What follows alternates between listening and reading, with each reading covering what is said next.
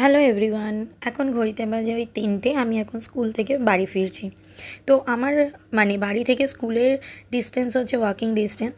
আমার ওই যেতে মোটামুটি লাগে 7 মিনিট। কিন্তু এখন এই বৃষ্টির জন্য চারিদিকে এত জল জমেছে, তো আমি এখন স্কুল থেকে আমার বাড়ি পৌঁছাতে প্রায় 20 মিনিট টাইম লেগে যাবে। তো আমার বাড়ি হচ্ছে বিরাডিঙি 50 নম্বর ওয়ার্ড, হাওড়ার 50 নম্বর ওয়ার্ড হচ্ছে বিরাডিঙি। আর মোটামুটি অনেকেই জানে যে বিরাডিঙিতে বর্ষাকালে মোটামুটি অনেক অনেক জল জমে, বাট এবারে এক্সেসিভ জল জমেছে। মানে আমি শুনেছি যে হাজব্যান্ড বা হাজব্যান্ডের বন্ধুদের মুখে শুনেছি এই বছর যে পরিমাণে জল জমেছে সেই রকম জল এর আগে কোনো দিন জমেনি। তো মোটামুটি এই যে এখান থেকে জল স্টার্টিং, তো এই জল পুরোপুরি একদম আমার বাড়ি পর্যন্ত, আমার বাড়ি একটু ভেতর দিকটায় করে, তো সেইখান পর্যন্ত জলে ভর্তি। আর জল শুধু একটু একটু জল না, অনেকটা করে জল, দেখতেই পাচ্ছ প্রায় এখানের অনেকের বাড়িতেই এইরকমভাবে জল ঢুকে গেছে। প্রচণ্ড পরিমাণে যত এগোতে থাকবো জলের পরিমাণটা তত বেশি। জানি না এত জল কেন। আর আমি জামা গুটিয়ে নিয়েছি প্যান্টটাকে। সো সামনেই পিছন দিকে বাড়ির পিছন দিকেই আমাদের একটা খাল আছে, তো খাল ডুবে গিয়ে পুরো জলে ভর্তি হয়ে গেছে। জল কোথাও দিয়ে পাস হওয়ার কোনো ব্যাপার নেই, শুধু চারিদিকে জল আর জল আর জল।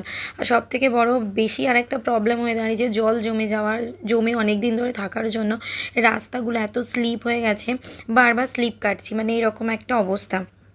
দেখতেই পাচ্ছ যত ভিতর দিকে যাচ্ছি জলের পরিমাণটা তত আস্তে আস্তে করে বাড়ছে। অ্যাকচুয়ালি রাস্তাটা সব জায়গায় তো সমান নেই, কোথাও উঁচু কোথাও নিচু, সেজন্য জলের পরিমাণটা কোথাও কম কোথাও বেশি এই রকম হয়ে গেছে। সো আমার বাড়ির কাছে মোটামুটি যখন আমি পৌঁছাবো তখন আমার হাঁটুর উপরে জল চলে যাবে। তো প্রায়ই ভিজে যাচ্ছে, লেগিংস আমার ভিজে যাচ্ছে। তো এইরকম একটা অবস্থা। তো যেদিকে দু চোখ যাবে শুধুই জল আর জল। জানি না, এখনও শুনছি বৃষ্টির পরিমাণ এখনও কমেনি, বৃষ্টি এখনও হবে শুনছি, আবার নাকি একটা নিম্নচাপ দেখা দিচ্ছে। তো বৃহস্পতিবার থেকে নাকি আরও বৃষ্টি শুরু হবে। তো জানি না যে কি হবে, যেটুকুনি জল হয়তো বৃষ্টি না হওয়ার কারণে একটা দিন কমছে, তারপরে আবার বৃষ্টি হয়ে সাথে সাথে সেই জলটা আবার হয়ে যাচ্ছে। তো এখানে একটা মন্দির মতো ছিল, বেদি মতো, তো এখানেও মন্দির প্রায় ডুব্বো অবস্থা। আর তার থেকেও বড় সমস্যা হয়েছে কুকুরগুলোর, না পাচ্ছে খাবার, না পাচ্ছে থাকার জায়গা, চারিদিক শুধু এদিক ওদিক ঘুরছে।